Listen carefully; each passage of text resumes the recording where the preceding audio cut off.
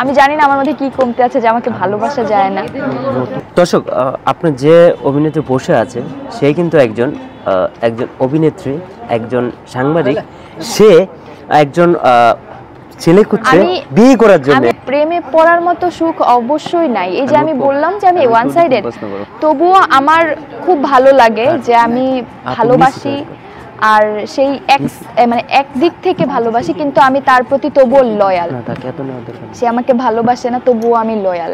আমি কারোর সাথে এক্সট্রা কথা হলে তাকে জানাই, বা অন্যরকম কোনো কিছু হলে আমি বলি যে এটা এরকমভাবে হয়েছে, আমি কি এইভাবে করবো কিনা। মানে আমি আমার দিক থেকে 100% লয়াল। সো অবভিয়াসলি আমি প্রেমে পড়েছি, অনেকবার পড়েছি, যতবারই পড়েছি ভালো লেগেছে।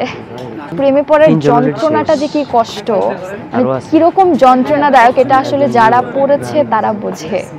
পাজর মানে আমাদের সাইকোলজি বলে যে একজন মানুষ যদি তার পছন্দের মানুষের কাছ থেকে অবহেলা পায়, তাহলে তার শরীরের যে হাড় ভেঙে যাওয়ার মতো কষ্ট সে অনুভব করে তার ব্রেইন, মানে তার শরীরে।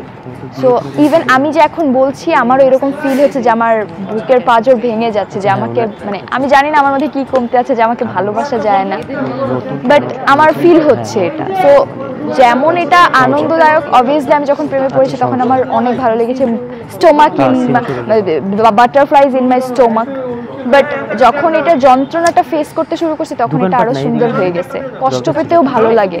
প্রেমে পড়া যতটা আনন্দদায়ক ঠিক ততটাই যন্ত্রণাদায়ক। তার যে যন্ত্রণাটা, এই যন্ত্রণাটা আসলে হচ্ছে সাইকোলজি বলে যে একজন মানুষ তার ভালোবাসার মানুষের কাছ থেকে যদি অবহেলা পায়, তাহলে তার শরীরের হাড় ভেঙে যাওয়ার মতো কষ্ট সে ফিল করে।